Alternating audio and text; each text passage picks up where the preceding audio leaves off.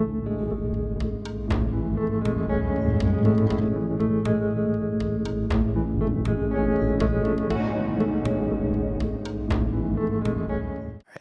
everyone, this is Brad Cummings from Board Game Geek. I'm here with Trent from League of Geeks, designing Armello. Yeah, could you just maybe tell us quickly a little bit about the concept of the game? Yeah, sure. So Armello is a digital card and board game, and you play as a hero from one of the four animal clans of Armello, and there's one goal: it's become king or queen of Armello. So you're basically venturing out on this epic quest, vanquishing Banes, doing quests, fighting other characters, things like that, all in order to become powerful enough to take on the Mad King who's dying of this dark force called the Rot, and trying to save Armello. Awesome. I know you guys are big board game fans. Yeah. What are some of your favorite board games that maybe inspired Armello? Or Yeah, sure. So there's the game's definitely not like a this meets that or anything. Like we designed it just to be like an adventure game that has that real adventure feel and the magic to it. But there's a lot of things that we love. Like, we spoke about Talisman a lot, and how that evokes that feeling of adventure. We spoke about Catan. Even something I talk about a lot is just things in Magic, like how they write, like their communication and the writing on the cards for the effects and stuff. So we're pulling like little bits of influences from all different things, like sort of looking for the best examples, like best individual practice of particular things. And we love them. We even got together a couple times and played some Horus Heresy and stuff like that. So yeah. Cool. Can you tell us a little bit about some of the cool features in the game, like the DayNight Cycle and things like that? Yeah, cool. So one of the good things about the digital platforms and what we're really trying to bring out in this game are stuff that you can't do in a board game but would be super cool. So like a day and night system, for example. So we have a full day and night system, with the sun moving around the board and casting shadows and everything, different times of day, and that actually fundamentally affects the gameplay. So if you're playing a board game, it's this sort of abstracted thing where you're flipping a card that has a sun and a moon on it, which is actually what we were doing in the paper prototyping phase. But when you get it in the game and it's up on the iPad and it's this beautiful thing where it's actually changing to nighttime on the board, and like fireflies are coming out, and the Banes are spawning around the board. It's really cool. We've also got stuff like stealth at night, so like characters actually disappear on the board. So sort of leveraging that digital platform again to do really cool things that again can be quite abstracted in a board game sense. Very cool.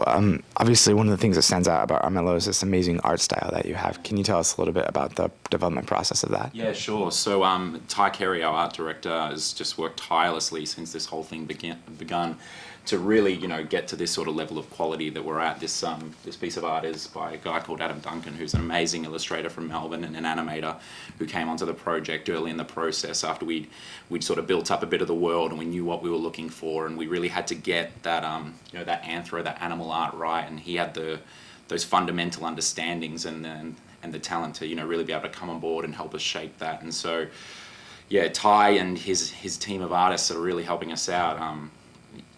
They're doing amazing stuff. Like I couldn't be happier with what we got. It's really cool. That is really awesome. It definitely is great. What's kind of your timeline for the game as far as development, when people can get their hands on it? Yeah, that's a really good question. So we're actually working out of hours on this. It's a passion project of ours, so it's not like we're getting paid for it or anything. Like we're actually paying for it out of our back pocket. So it's pretty slow going sometimes, but what's most important to us is the quality of the experience, that the game plays really well and that we can do things like this incredible art style and quality. So, the most honest question is when it's ready, but we're hoping to get it in people's hands so they can play it, at PAX Oz and at PAX Prime, and hopefully maybe it'll be out, towards the end of the year or early next year if we have to. Great, and we look forward to checking it out for sure. I'm just curious, obviously you guys have spent a lot of time on developing the game and how it functions and deciding on feature sets. What was the decision behind choosing the iPad platform as the initial launch platform? I think it's just a great platform, like the touch surface, the actual tablet, just even how close it is to your face. Like everything about the iPad is just a really cool platform for board games, and that's why you can see just this massive push of all these classic board games coming on there. And and we were also, when we started, we were playing iPad games. We were playing we've all got an iPad, and so we're all playing these board games on our iPad like a year and a half ago when we first were talking about what we were going to do. And we're video game developers, and so we came together to make a video game, and it just so happened that we all love board games and crafting these awesome stories. We love pen and paper, like role-playing games and stuff like that as well. So sort of just creating this epic experience where players can come together and just sit around with their iPads and craft these amazing stories and go on this epic journey together, and have backstabbed each other and formed alliances and everything, all in the name of saving Armello. It was a really appealing thing, and I think that's why we spent so much time getting it right in the paper prototype, and then we took it to the digital platform. Armello is obviously based on board game, or the board game model, which is a very social model. Could you explain some of the the ways that it can be played both single player and multiplayer? Yeah, certainly. So you can play single player. So it's the same game. It's not like we have a huge campaign or anything like that if it's single player. It's the same game, but you can play single player against AI. So it's 1 to 4 players.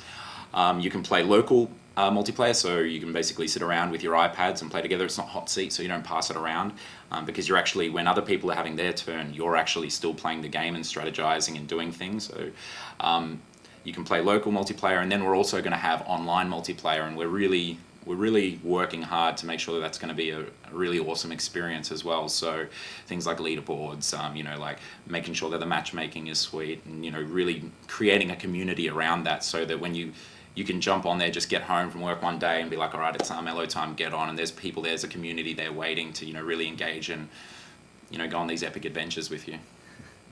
Cool. Well, it sounds really great, and we definitely look forward to checking it out, hopefully at PAX or in person later on. So I can't wait for you guys to play it. Like, we love Board Game Geek, so yeah, we're really excited to show you guys. Cool. Thank you.